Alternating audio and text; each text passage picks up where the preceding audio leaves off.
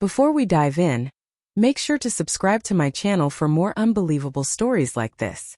She jabbed her finger into my chest, her voice slicing through the air like a blade. Apologize to my ex, or we're done. I didn't yell. I didn't argue. I simply nodded, the way a surgeon nods before making an incision. Calm, collected, already dissecting the decay beneath the surface. It was the first moment she realized I wasn't afraid of losing her. And it was the last time she thought she held any real power over me. We'd been together for 11 years, married for 3. She wasn't flawless, but I thought she was mine. At least I believed she was. On our wedding day, her hand trembled in mine. Not from nerves, I thought, but from excitement. Now I know it was guilt. He was there too, her ex, smirking in the back row, a grin that didn't belong at a wedding. I shook his hand afterward. He lingered too long, stared into her eyes and whispered, "Some people always find their way back." I ignored it. Love blinds you, but betrayal sharpens your sight. The warning signs came slowly.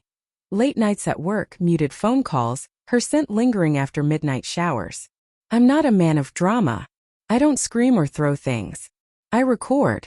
Screenshots, bank statements, GPS logs sync to a cloud she didn't know I controlled. One night, her phone lit up beside her pillow. His name. A simple message. "I miss us." She didn't stir. She was asleep. I stared at those words like they were etched across her face. I could have confronted her, begged, shouted, bargained.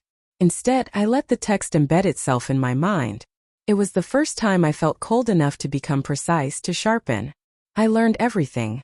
Where they met, how long it had gone on, how she admitted she settled for stability. Stability being me. I didn't cry. I calculated. Quietly I spoke to lawyers. Quietly I moved assets. I documented every call, every message, every lie. By the time she broke, I had the house, the accounts, and evidence time-stamped with such precision it could make a judge flinch. Her breaking point came on a Tuesday. She screamed at me because I wouldn't let her go to lunch with him. He was my first love. You owe him respect. Apologize or we're done. Respect? You don't owe respect to someone robbing your home. You owe them a reminder that the doors are locked. I nodded. Fine, I said. 3 days later, I knocked on her ex's door. She assumed it was a humiliating apology, a bow to her past. She was dressed like she was attending a gala. Curled hair, bold lipstick, a predatory smile.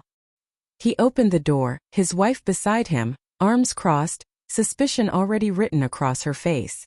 I had called her earlier. "Sorry, I didn't want you dating my wife," I said. Silence detonated. His wife whipped her head toward him, eyes volcanic. My wife gasped, panic crawling across her ex's face. The other woman turned to me. "What did you say?"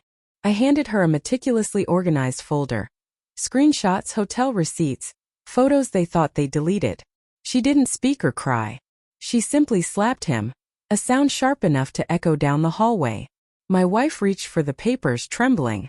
I pulled them away. "You don't need these," I said. "You already lived them."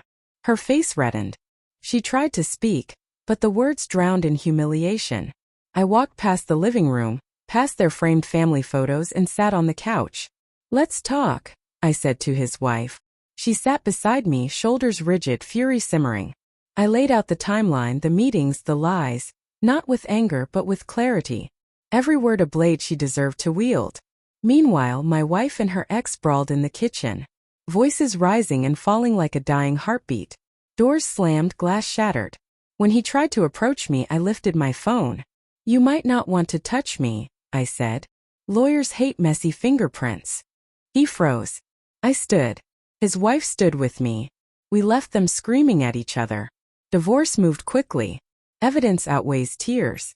Judges respect records over theatrics. When the papers were served, she called. "You destroyed my life," she hissed. "No," I said. "You destroyed it. I just revealed the blueprint." She hung up. I didn't call back. Her ex lost his marriage, half the assets, custody split. I didn't revel in it, but I respected the justice.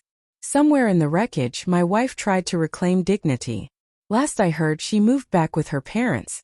Friends whispered, gossip circulated. The woman who once demanded my submission now crawled to everyone she had left. I feel no guilt. No pity. Betrayal isn't an accident. It's an investment in someone else's destruction. They chose the currency. I just delivered the bill. Love isn't a vow. It's an agreement. Break it, and the consequences aren't emotional. They're structural. She wanted an apology. She got one. Not the kneeling kind, but the one that stands, locks eyes with the enemy, and says, I am not the man you thought you could manipulate. And as I walked away from their shattered living room, 2 marriages collapsing behind me like burning buildings, I felt no triumph. Only something cleaner. Silence. The kind that follows justice.